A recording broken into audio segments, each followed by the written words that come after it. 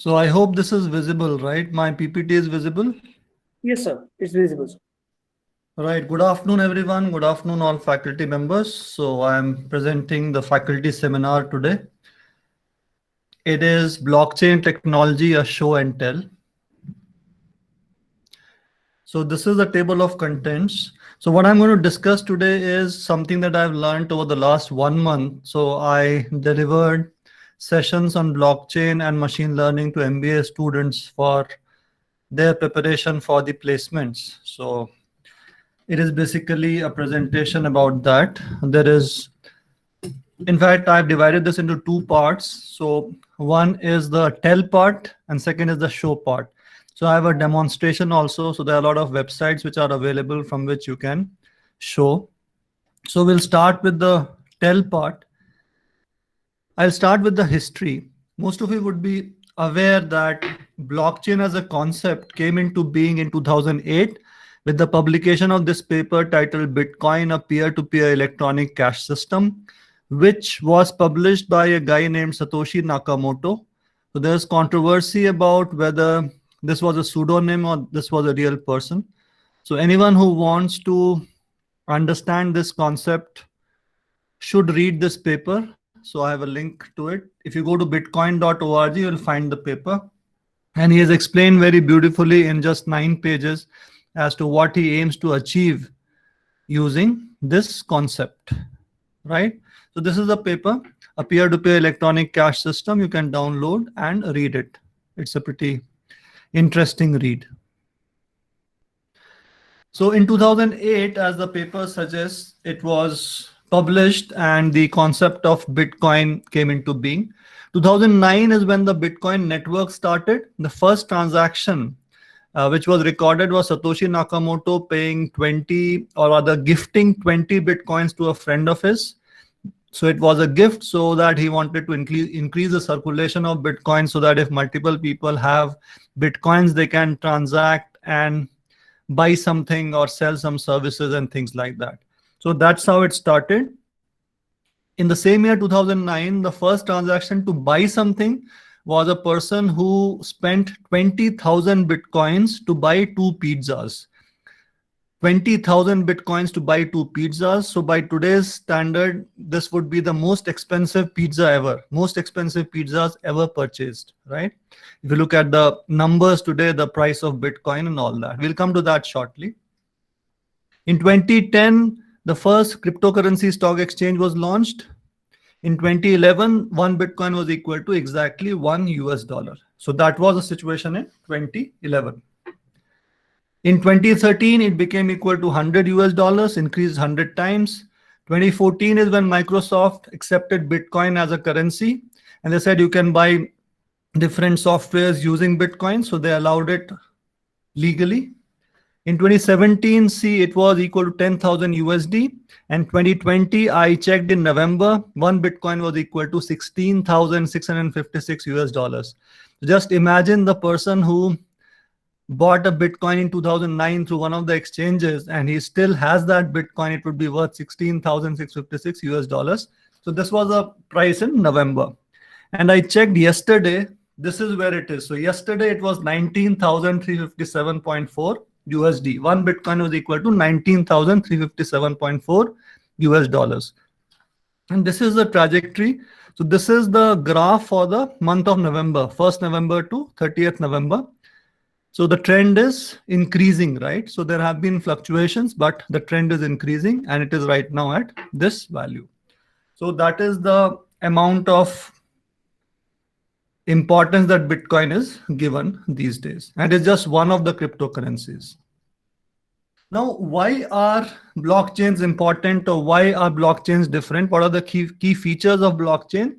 Let's look into that. Most of you would be aware of that, but it's important to be reminded. There are 6 important things which differentiate this technology from others. So the first point is it cannot be corrupted. So every node on the blockchain network has a copy of the digital transaction that has happened. And everybody can validate it, everybody can verify it. So the situation is, if you have, let's say, 10,000 people in the blockchain network, and all of them can verify a transaction, then the chances of convincing everyone to commit a fraud will be difficult, right? Or chances would be very low. Vis-a-vis a situation when only two people control a network, so both people can collude and make a fraudulent transaction. But if number of people is more, everybody can see the transaction, then it is difficult to corrupt. So that's an important feature. Second, it's decentralized technology. So there's no central authority. There's no RBI there who controls transactions or regulates anything. It's peer-to-peer. And you have different nodes. Nodes here means CPUs. Nodes here means computers. And it is decentralized. And as I said previously, each computer on the network can verify each transaction. Third is enhanced security. Since there's no central authority and there's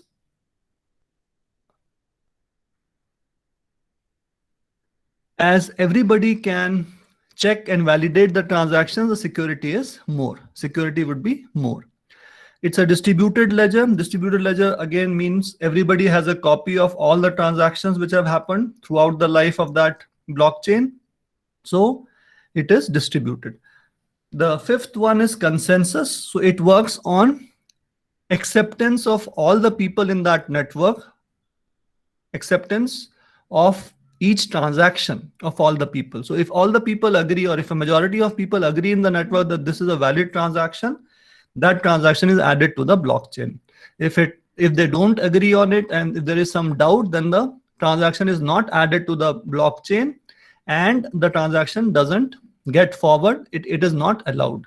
And there are different algorithms for different cryptocurrencies. In Bitcoin, there's a concept called proof of work. So proof of work is said to be a consensus algorithm. So proof of work means they are testing, they are validating whether the password that is shown there, the hash that is shown there, I will show you that in the demo, that is valid.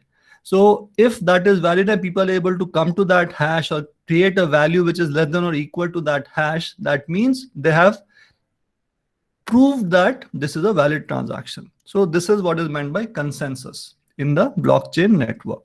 And faster settlement, because there is no central authority and it doesn't take much time to make people agree to the transaction, the settlement is faster. It happens very quickly. Now, one more thing which is confusing. So Bitcoin is not blockchain. Bitcoin is just an application of blockchain. Okay. And what is blockchain then? Blockchain, if in one word we have to answer, the answer is data structure. Blockchain is just a way to store data. It's a data structure. So it can have multiple applications. So we have smart contracts. We can have other implementations, other applications of blockchain as well. So to go back to what are data structures? So data structure, as we all know that in computer science, it is a data organization, management and storage format, so as to make it easy and efficient for people to interact with the data, to modify the data or manage that data. So that is what a data structure is, and blockchain is nothing but a data structure. One more definition is data structure is a collection of data values. What are their relationships? So which data point is linked to which individual, which data point is linked to which other data point. Those things are stored in the data structure. And the functions or operations that can be applied to the data. So that is basically the definition of data structure. And here are some examples of data structures which most of us would know. So you have some linear data structures like arrays, one row, second row, third row, you have stack, one above the other, you have queues, you have linked lists. So these are all linear data structures. And non-linear data structure, you have graphs and trees. So this itself, the structure that you see on the screen is a tree structure of storing data.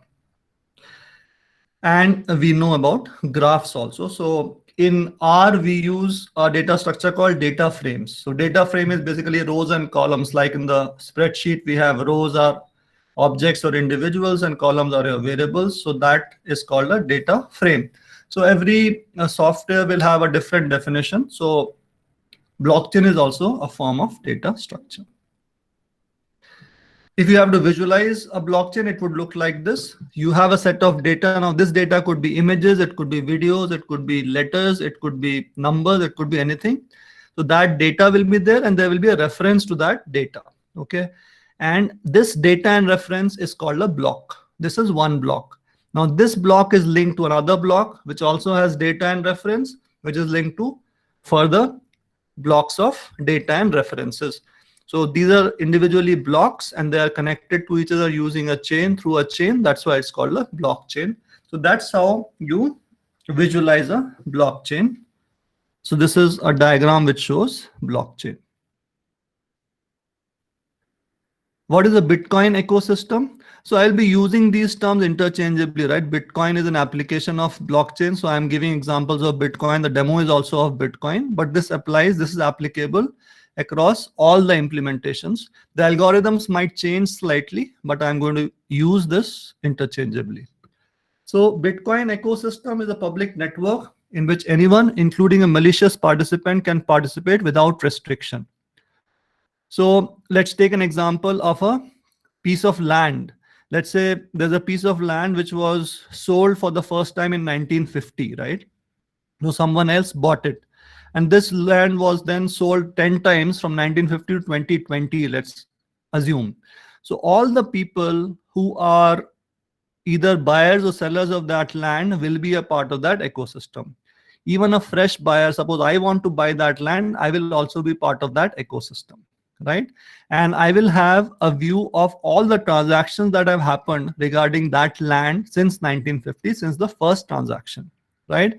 So I would know 1950, who sold it, who bought it, and so on. For all the transactions, information will be there to all the parts of the, so all the nodes or all the members of the Bitcoin ecosystem. So even though it is not organized by a central authority, it works. Now, why is Bitcoin so valuable? Why is the value increasing? So there are multiple reasons. So one of the reasons is, since there are more participants, a lot of people have invested in Bitcoin. So people perceive that the security is more. So again, going back to our logic that if there are more people in the blockchain who can see the transactions, it is more secure because it will be very difficult to corrupt all the people, to involve, let's say, 1 lakh people or 10,000 people who are part of that ecosystem to commit a fraud. So it is more secure. Since it is more secure, it is more valuable. That is one thing that is leading to an increased Bitcoin value. Another point could be the increase in value is a lot of markets, especially let's say in India, the transactions of Bitcoin were banned by RBI in 2018. So it was banned. You could not buy blockchain. There were no exchanges. Exchanges were asked to shut down. But in 2020, February or March, Supreme Court ordered RBI to remove that restriction. Now we have plenty of exchanges where you can buy Bitcoins and other cryptocurrencies. So another reason why the value is increasing, because new markets are being opened up for the transactions. So there will be more users, again, more participants, and which will lead to more security and hence. So these are two of the reasons which are leading to increased value of Bitcoin.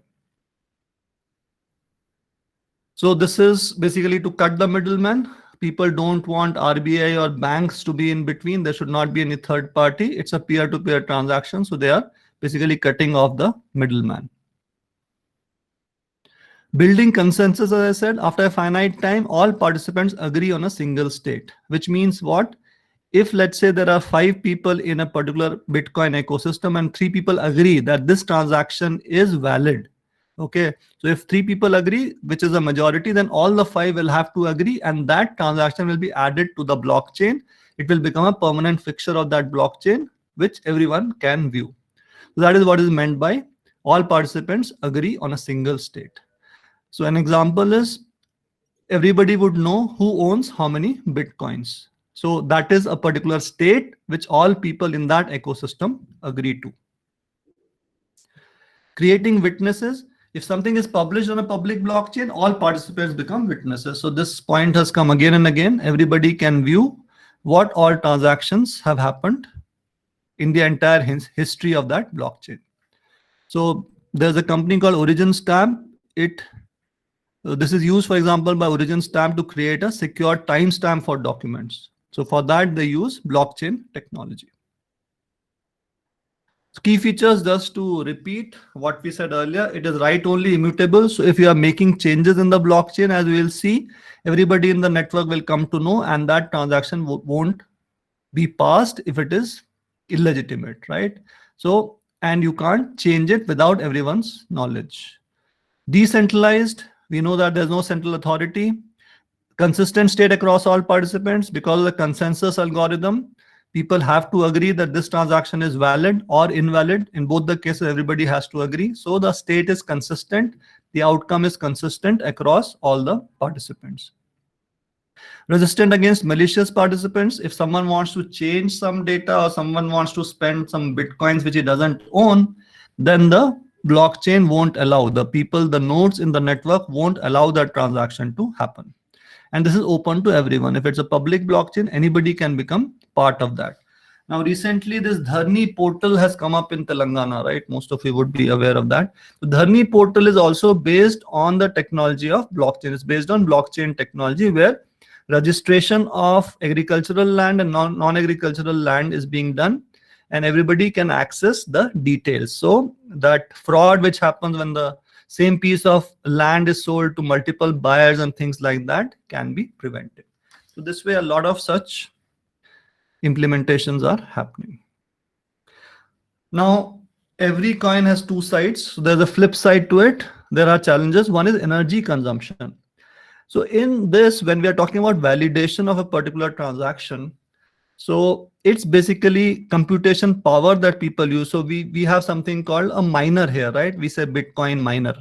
So miner is a person who is trying to get to the password of that, trying to get to the password or trying to decrypt or trying to find out whether that transaction is valid or not.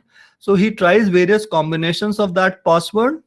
And when he comes close to that password, or if he comes to a value which is less than or equal to the target value, then the transaction is verified. So for this, you need a lot of computation power, which computers need energy. So energy consumption is more. Electricity is needed. So there's a lot of energy consumption when you are mining, which is when you are validating the transactions. So that's why energy consumption is a challenge. Second challenge is scalability. So like I said, in 2018, RBI banned all the transactions in Bitcoins in India. So likewise, a lot of countries had problems with that and they didn't allow this to happen. So scalability was an issue.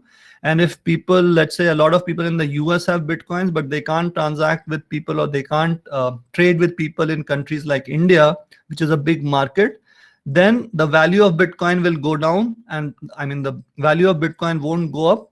So that scalability was a challenge. Now with opening of the Indian market, the scalability challenge would be reduced to a certain degree. But there are other countries which have not agreed to it, which have not accepted this. Money laundering. So a lot of people are using Bitcoins or using blockchains to launder their money. And a lot of people buy drugs on the internet through blockchain because here identifying who bought it is impossible.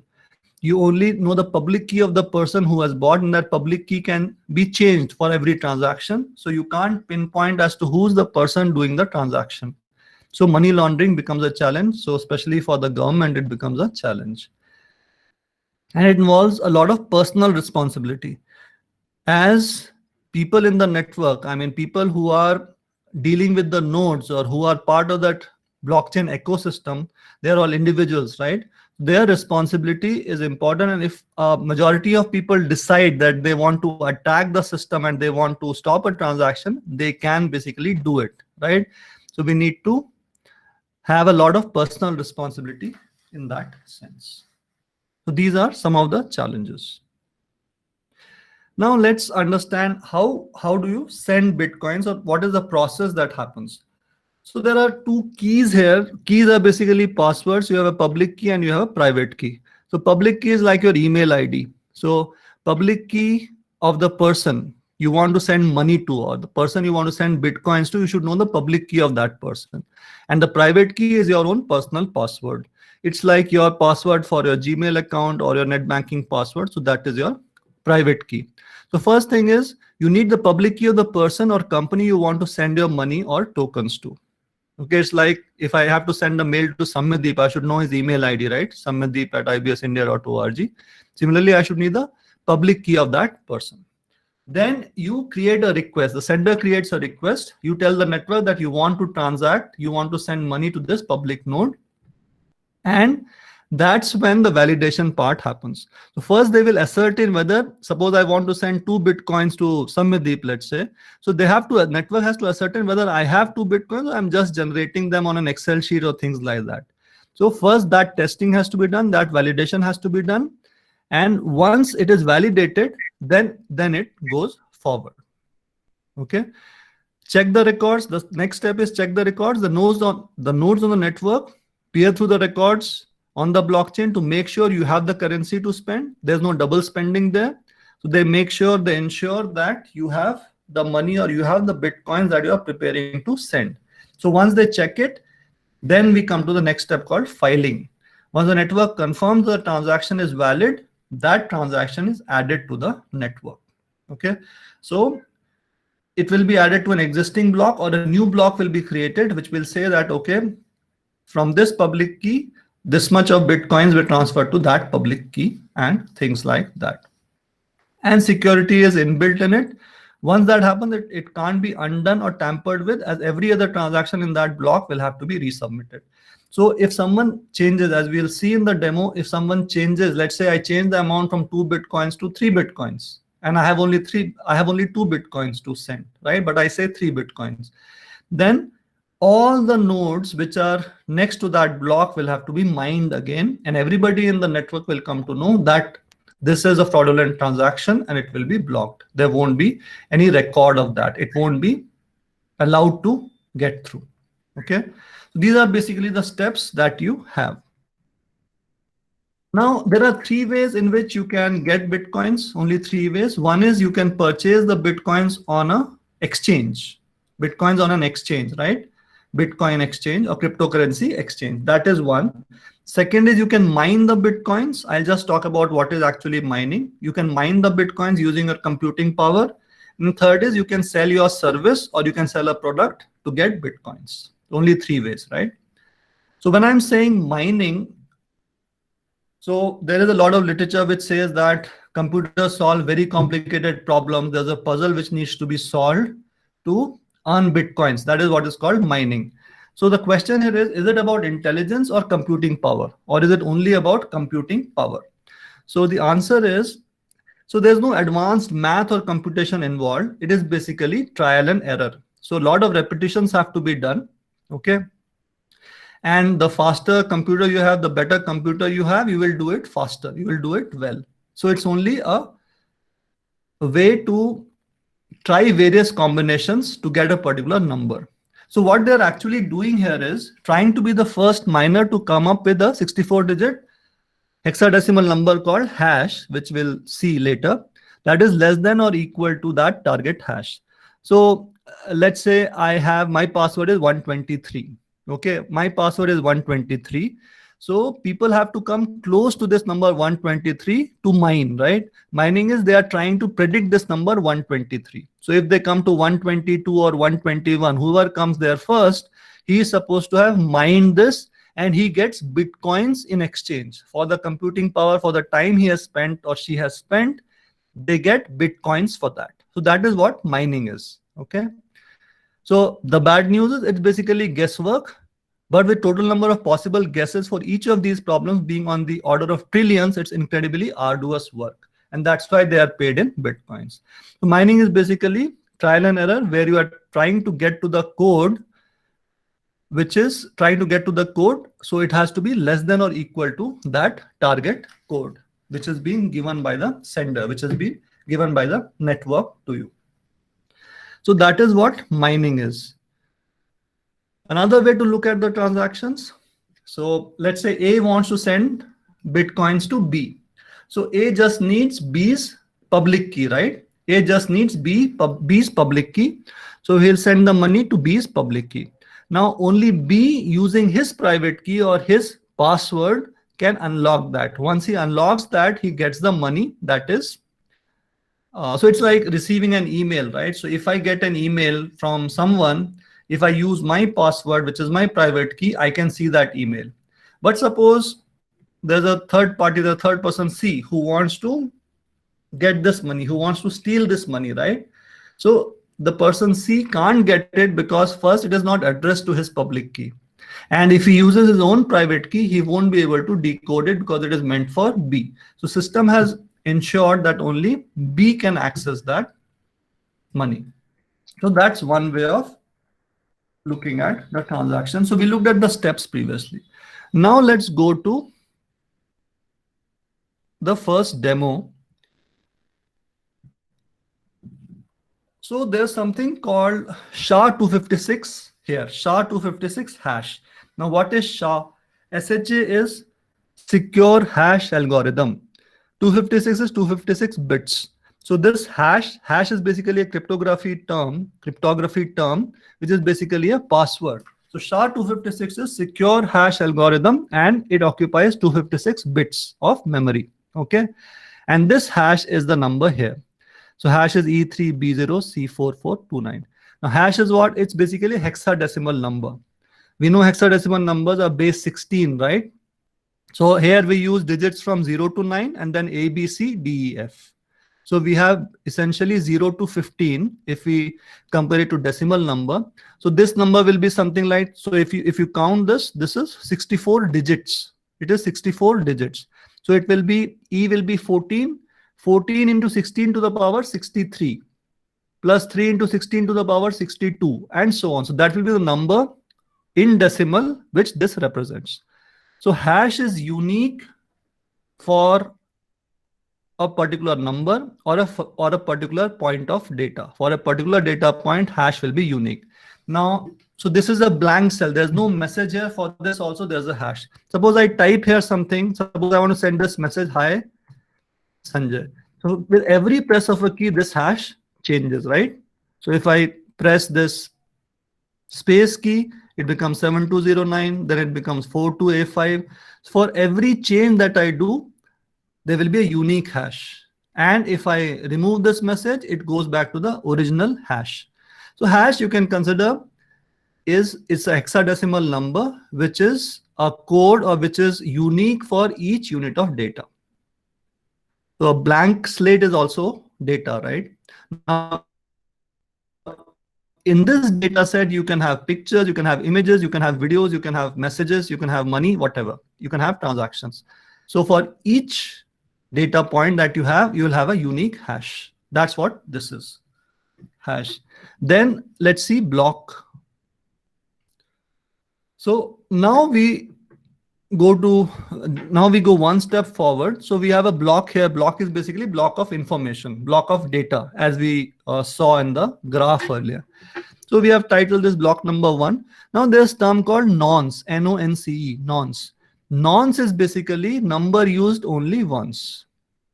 Nonce is what? Nonce is something, it is again a password. So every nonce will have a corresponding hash, right? 72608 has this hash, 0000F72. Now if I change it, see the hash changes. If I change the nonce, the hash changes. So the miners, the Bitcoin miners are looking for this nonce. They're looking for this nonce, and if they come close to this or less than this, person who is closest to this has mined the hash basically. Okay. So I will go back. So nonce is used to basically complicate the password more so that it is very difficult for someone to hack into it.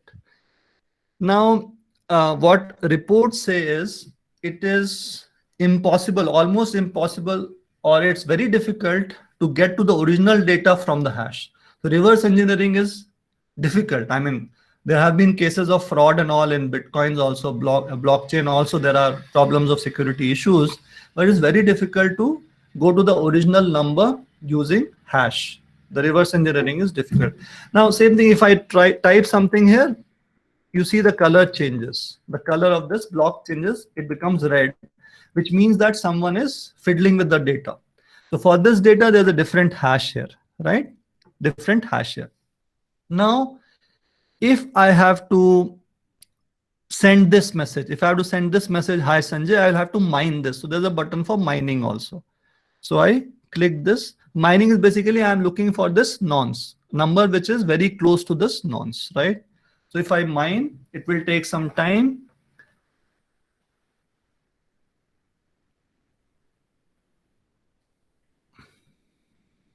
And I get a new nonce. If you remember earlier, it was 72609 or something.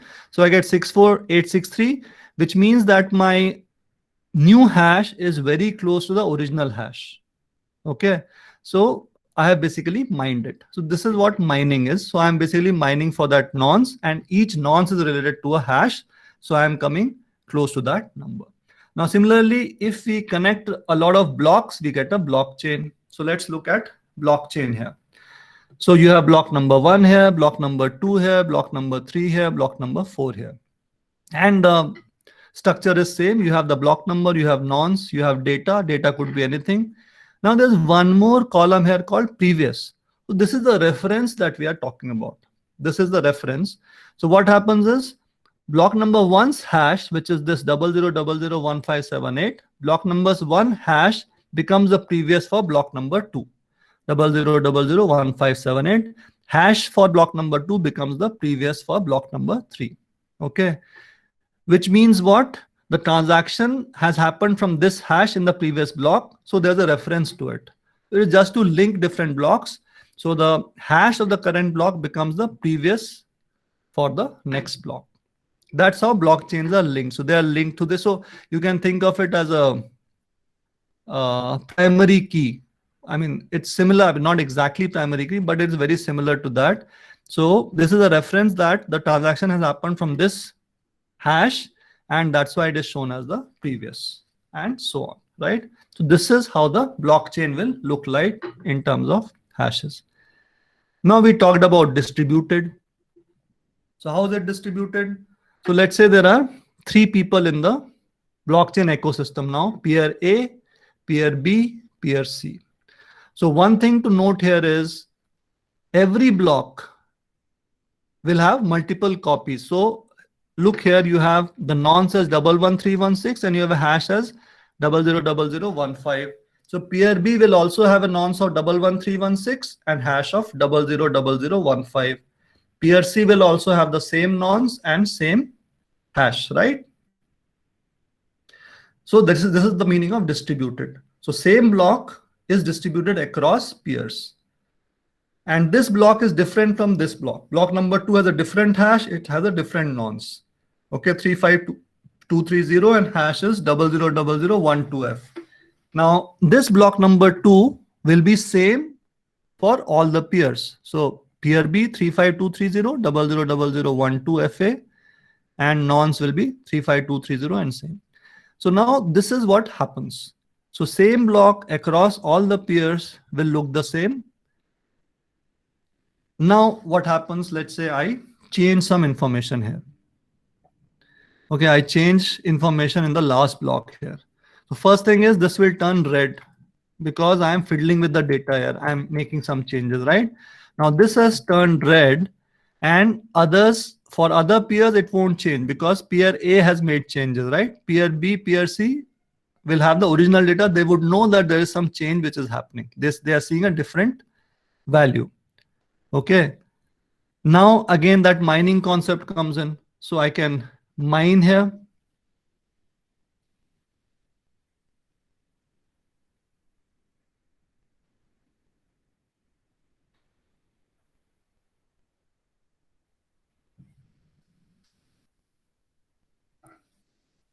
It will take some time.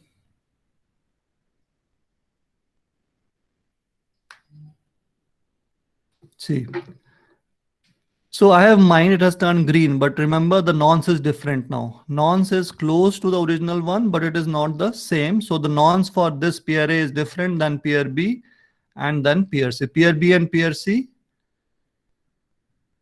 will have a different nonce, right? So everybody will come to know that there is a different transaction which is happening. So whenever they compare nonce, they will know that someone has made some changes here and this transaction will not be allowed to go forward. So that is how it looks like. Now let's look at some actual transactions. So there's something called tokens. Tokens, basically we are actually sending some money, for example.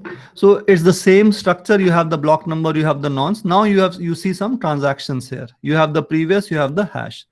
Now let's say I make some change in this, right? So instead of $48.61, I say I have sent $50. What happened? Not only this block changed in color, other blocks, succeeding blocks, all succeeding blocks changed in color. Which means what? I'll have to mine each of the blocks separately. I'll have to look for the password for each of these blocks one at a time. You can't do it simultaneously. And for other peers, it is the older number itself. So when they interact with each other, they will say my nonce is 39207. How come your nonce is something else, right? So I will mine it. So when I mine it, the nonce will change. So they will come to know there is a conflict and majority will win because two people have the same nonce. One person has a different nonce. That means majority wins and they will stop this transaction. They say there's something fraudulent here. So now this has changed, right? Now the nonce here is 48531. Here the nonce is 39207. So it is caught. Similarly, I'll have to do for all the succeeding blocks.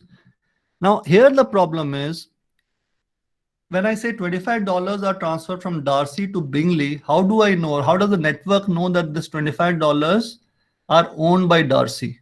Okay, how do we know that he has that $25 to spend? So to solve this problem, Bitcoin has come up with another term called Coinbase. They start with an original number. Okay, this person has this much, these many Bitcoins, which I said, right? This person has these many Bitcoins and he can spend from there. And everybody will know that. So that is what Coinbase does. So in Coinbase, you will see. So here we are having the same structure again. So we start with the Coinbase transaction. So we are saying that Anders has $100 with him to start with. So now this could be Bitcoins also. Anders has 100 Bitcoins, let's say, to start with. And all peers will have that information. Okay. So peer B, peer C, they have the information that $100 is the Coinbase, starting Coinbase, right? Now, when you come to the second block, now you can see that Anders has initiated all the transactions here. He has paid some money to Sophia, Lucas, Emily, and Madison. And the total amount is 10 plus 20, 30 plus 30, $60, right? And he had $100 to start with. All the peers know that. So he can spend $60 or sorry, $40 from this $100, right? So there is no change here. There's no problem here. So that's the concept of Coinbase. So you start a reference, okay, from this amount he is spending money, or from this amount he is giving some money or some Bitcoins to other people. That's what Coinbase does. Yeah. Now let's go to the next thing, the second demo, which is which talks about public and private key. I'll show you that.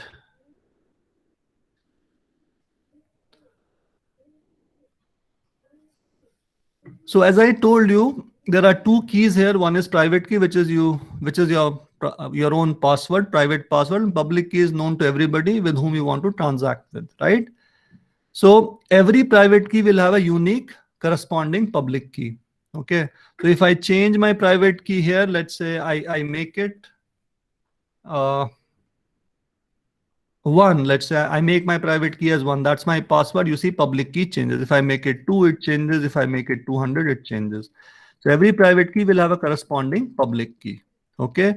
And we will transact using only public key. When I have received some money, then only I will use my private key to get that money or get those many Bitcoins. So generally all these blockchain platforms, they have a random private key generator. It is advisable to change your private key and hence your public key every time. Every time you transact, you should change your private key and corresponding public key will also change. So I can generate my private key randomly. So I generate this random private key and I have this corresponding public key. And remember, just to repeat, every private key will have a unique public key, right? and you can generate that randomly. So this is what we do in the transaction. So we use something called signatures. Okay. Suppose I want to send a message called, again, same thing. Hi Sanjay. I'll just say hi Sanjay. So this is my private key, which I have generated randomly. And what I do is I sign this digitally. So when I sign, it means there's a signature which is generated, which is again a hexadecimal code only. It's again a hash only. Sign is a hash, right? Now the miners or other nodes in the network will verify whether it is signed by the person who has sent this money. Is it the same person who has sent it? Or is it a different person, or someone is trying to commit a fraud or something? So for that, I have a verify option here. People will verify using the computing power, right? Again, same concept. So I verify it here. So this is my public key, the sender's public key, which will be visible to people. My private key won't be visible, and this is my signature. And someone will verify it. If it is green, that means it is verified. The guy whose public key is shown has the private key for this, and he has sent the message. So this is an authentication of the person who has sent the message. Okay, this is verification. Now, how does it work in transactions? We'll again come back to that example. So let's say now the names are off, right? Now there are no Anders, no Darcy, no Sanjay, no Vijay. Okay, now we have only public key to public key transaction. So let's say $20 are being sent from someone's public key to someone else's public key. Let's say this is my public key, right? And so my public key has a corresponding private key. This is mine. Okay. Now I will sign it. I have a hexadecimal number. I have a hash generated here. Someone in the network will verify it, or many people will verify it. Once they verify it, this will turn green, which means that $20 is being sent by this public key who actually owns $20, and he has sent it to this public key 04CC. That is the verification part. Now verification is basically mining, right? Verification is mining, which can be done by anyone in the network. Whoever does it fast gets Bitcoins. So it's a competition basically. And that's why you need more computing power, more energy. Now, the next steps, the final step, right? So blockchain. So here again, we'll have to combine all the previous steps. So we should have a Coinbase also here. So now we have multiple peers like we had in the previous case, peer A, peer B, peer C. You can cross-check that for every block, the information is the same. Nonce will be the same, hash key will be the same, Coinbase will be the same. Okay. So what this says is the guy who has this public key, the guy who has $100, I mean, the guy who is supposed to send the money has $100 with him, right? Who has $100 with him, right? So Coinbase is that. Now I am making those transactions. The second block, block number 2, I have $100. I have signed, I have my signature here. I am sending $10 from this. So this is my public key 04E1B03, right? So $100 is the Coinbase, which is given to me. That's why this is my public key, which is shown here. $100 comes to this public key. And from this public key, I have sent it to the other public key and with a signature. Now what happens? Suppose I make this change. Suppose I again try to commit some fraud here. I say instead of $20, I will send $200. So I'm changing it, right? I'm changing it. Now what will happen? This has turned red. Now someone can mine it. Let's say I mine it. So what will happen? This block will turn green. This block will turn green, but my signature will remain red. That means it is not verified. It is not verified. Other people will block the transaction. The transaction won't happen. Okay. It will take some time. Just bear with me.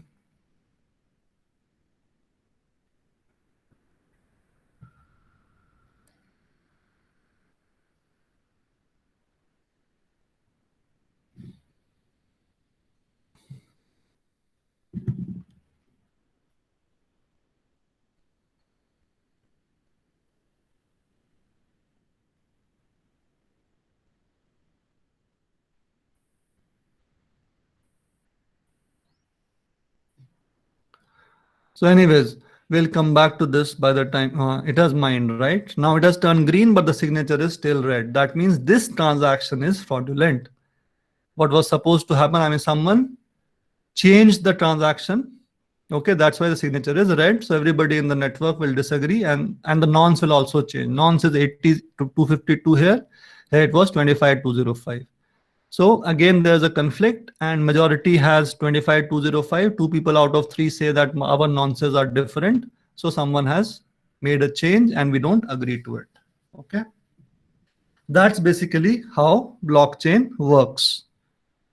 And every cryptocurrency will have a different mechanism, right? Proof of work algorithm for consensus. So there are other algorithms. There's something called proof of scope. There are different algorithms for that. Now I'll just spend 2 more minutes on how this is working in India. So after the Supreme Court ordered RBI to let the transactions happen, a lot of exchanges have come up suddenly. Okay, so these are some of these: Coin DCX, WazirX, ZebPay, CoinSwitch, Kuber, UnoCoin. So CoinSwitch Kuber is supposed to be very popular. So this has been in existence for the last 3-4 months only, right? But still there are so many users. So what you can do is you can buy different cryptocurrencies on this exchange using real money, right? You can spend rupees, you can link it to your net banking or whatever, UPI and all that. You can buy cryptocurrencies and then you can sell. So it's basically a cryptocurrency exchange or cryptocurrency investment platform. That's what they call it, cryptocurrency investment platform. So these are different ones, and there is a three-step verification process. There is a 3-step verification process for CoinSwitch Kuber. You can verify using your email ID, via PAN number, and Aadhaar card, passport, or voter ID. So it's the usual for whatever app you download, or if it is related to financial payments, if it is related to payments, you have to verify. So these 3 things are required: email ID, PAN number, and one of these Aadhaar, passport, or voter ID. So this is the interface. This is the email thing. Then you enter OTP. Then you set a PIN, as it happens everywhere. You know that. And this is the KYC. You can do an online KYC, and it starts working. Okay. So that's all I have. I would be happy to take any questions you might have. Thank you for listening patiently to me. Any questions? Please